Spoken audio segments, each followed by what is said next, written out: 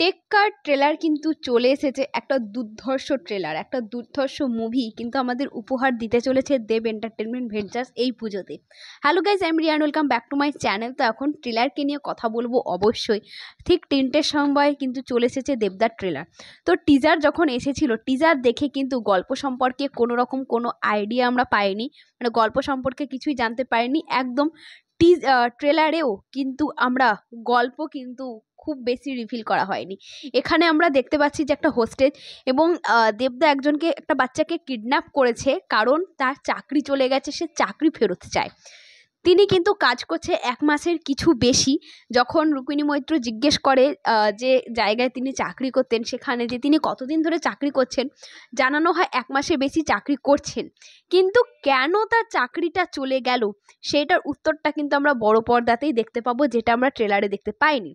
তো এইখানে কিন্তু আমরা পরাণ বন্দ্যোপাধ্যায়, ইন্দ্রনীল দা এবং কিন্তু আমরা টোটা রায়চৌধুরীকে কিন্তু দেখতে পেলাম, যেটা আমরা টিজারে পাইনি। আমরা নাম শুনেছিলাম টোটা রায়চৌধুরী থাকছে, একটা ভালো মতো ক্যারেক্টার প্লে করছে, তো আমরা কিন্তু ট্রেলারে তাকে দেখতে পেলাম। তো একটা বিশাল কিন্তু গন্ডগোলের ব্যাপার রয়েছে যে কেন তার চাকরি চলে গেল, এবং এই দুর্নীতির যে বাজার, একটা খুব দারুণ কিন্তু আমাদের সামনে একটা মেসেজ দেওয়া হবে এই সিনেমাটা দেখলে, সেটা আমরা বুঝতে পারবো। মানে প্রতিনিয়ত অনেক মানুষের চাকরি চলে যাচ্ছে, অনেক শিক্ষিত মানুষ শিক্ষিত হয়েও কিন্তু তারা বেকার রয়ে যাচ্ছে।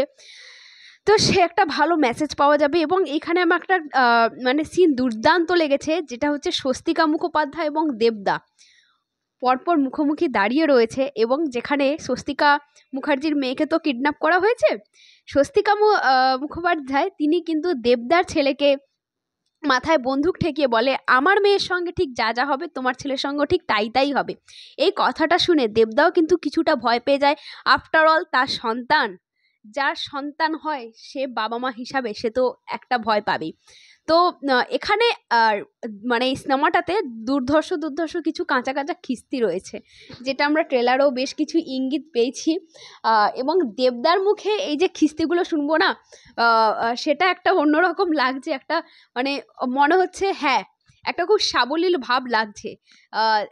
মানে ট্রেলারেই আমরা বেশ কয়েকটা খিস্তি শুনেছি, যারা দেখে নিয়েছে ইতিমধ্যে তারা তো জানোই, তাহলে বড় পর্দাতেও একটা দারুণ কিন্তু সাড়া ফেলবে এই সমস্ত জায়গাগুলোয়। তো যেরকম দশম অবতার খুব ভালো লেগেছে, বিশেষত এই জায়গাগুলো না, তো সেই রকম কিন্তু টেক্কাটাও হতে চলেছে। তো ট্রেলারটা কিন্তু দুর্দান্ত হয়েছে এবং এডিটিংটা মারাত্মক হয়েছে, এবং অবশ্যই বলতে হবে দেবদার অভিনয়, দেবদার এক্সপ্রেশন দুর্ধর্ষ মারাত্মক। শেষে এটাই বলার যে দুর্গাপুজোয় একটা দারুণ আমরা কিন্তু সিনেমা উপহার পেতে চলেছি, একটা সম্পূর্ণ অন্য রকম অন্য জনরার সিনেমা।